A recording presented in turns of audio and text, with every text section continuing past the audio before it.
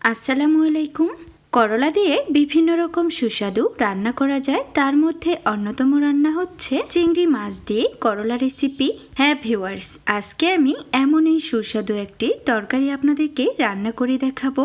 অনেকে হয়তো ভাববেন করলা তো তেতো, তাহলে এটি আবার সুস্বাদু হবে কিভাবে? এইভাবে একবার রান্না করে খেয়ে দেখবেন, এটা খেতে একদমই তেতো লাগবে না। তো রান্না করার জন্য প্রথমে চুলায় একটি প্যান বসিয়ে এখানে আমি 4 টেবিল চামচ পরিমাণ তেল দিয়েছি। তেলটাকে খুব ভালোভাবে গরম করে নিয়ে তারপর এখানে দিয়ে দিলাম আগে থেকেই কেটে রাখা করলার পিসগুলো। আজকের এই রান্নায় আমি ছোট সাইজের 4টি করলা ব্যবহার করেছি। আর করলাগুলো প্যানের মধ্যে দিয়ে একটু নেড়েচেড়ে তারপর এখানে দিয়ে দিলাম হাফ চা চামচ পরিমাণ লবণ। করলা এক তেতো স্বাদের সবজি হলেও এটি আমাদের শরীরের জন্য অত্যন্ত উপকারী। অনেকেই এর স্বাদ এড়িয়ে চলেন, কিন্তু আমরা যদি এর গুণাগুণ জানতাম তাহলে নিশ্চয়ই করলাকে রান্নার পাত থেকে কখনোই বাদ দিতাম না। তো কথা বলতে বলতেই আমি কিন্তু করলাগুলোকে খুব সুন্দরভাবে ভেজে নিয়েছি। এগুলো কিন্তু একদম সেদ্ধ হয়ে গিয়েছে। এখন আমি এই করলার পিসগুলোকে প্যান থেকে উঠিয়ে নিচ্ছি। সবগুলো করলার পিস প্যান থেকে উঠিয়ে নেওয়ার পর সেই একই তেলের মধ্যে আমি আরও কিছুটা তেল দিয়ে দিলাম। তারপর এখানে দিয়ে দিলাম 1 মুঠো পরিমাণ পেঁয়াজ কুচি। এরপর নেড়েচেড়ে পেঁয়াজগুলোকে হালকা নরম করে ভেজে নিব।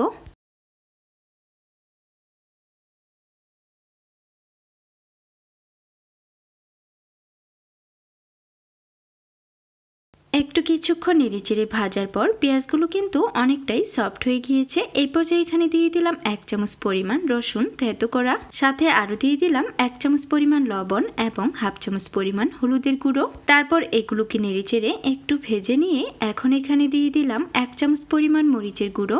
তেলের মধ্যে এইভাবে গুঁড়ো মশলাগুলো ব্যবহার করলে রান্নার কালার দেখবেন খুবই সুন্দর আসে। তো সবগুলো মশলা উপকরণ এখানে দেওয়া হয়ে গেলে এখন এখানে দিয়ে দিচ্ছি চিংড়ি মাছগুলো। চিংড়ি মাছের পরিমাণটা আপনারা আপনাদের প্রয়োজন অনুযায়ী নিতে পারেন। চিংড়ি মাছগুলো এখানে দেওয়ার পর মশলার সাথে নেড়েচেড়ে খুব সুন্দরভাবে মিক্স করে দিচ্ছি। আর এভাবে কিন্তু চিংড়ি মাছগুলোকে আমি একটু ভেজে নিচ্ছি।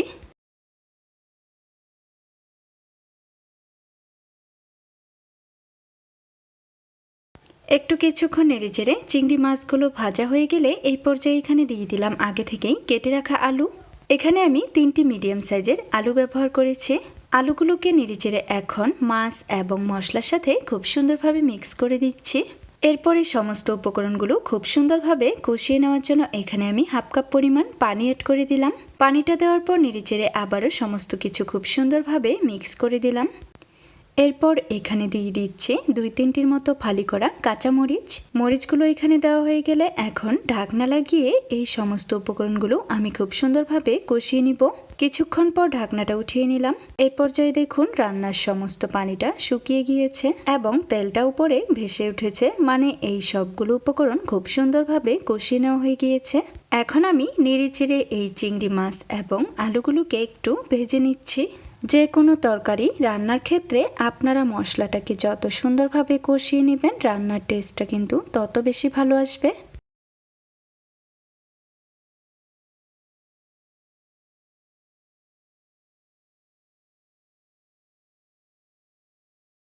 তো কিছুক্ষণ এগুলোকে খুব সুন্দরভাবে নেড়েচেড়ে ভেজে নিয়ে এই পর্যায়ে এখানে অ্যাড করে দিচ্ছি আগে থেকেই ভেজে রাখা করলার পিসগুলো। আর করলার পিসগুলো এখানে দেওয়ার পর সমস্ত কিছু আবারও একবার নেড়েচেড়ে মিক্স করে দিচ্ছি।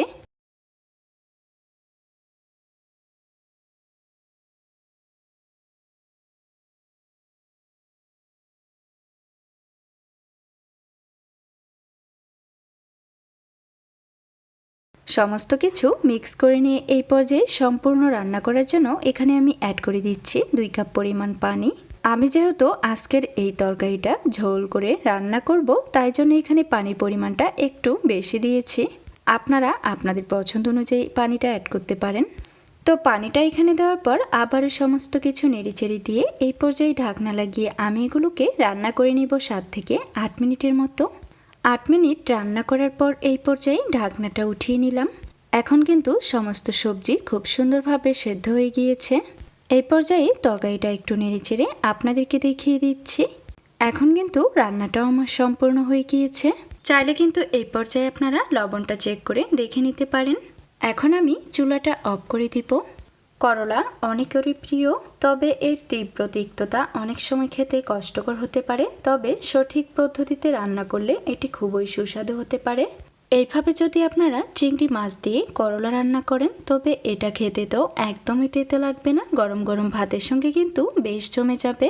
আর আজকের এই করলা রেসিপিটা খুবই সহজ এবং সুস্বাদু একটি রেসিপি। আশা করছি সবার কাছে অনেক ভালো লেগেছে। আর যদি ভালো লাগে তাহলে বাসায় অবশ্যই একবার ট্রাই করবেন এবং কমেন্টে আমাকে অবশ্যই জানাবেন কেমন হয়েছিল আপনাদের রেসিপিটা। ফিরে আসবো আবারও আপনাদের মাঝে নতুন কোনো রেসিপি নিয়ে। সে পর্যন্ত সবাই ভালো থাকবেন, সুস্থ থাকবেন এবং সবাই সবার জন্য দোয়া করবেন। আজকে এখানেই বিদায় নিচ্ছি। আল্লাহ হাফেজ।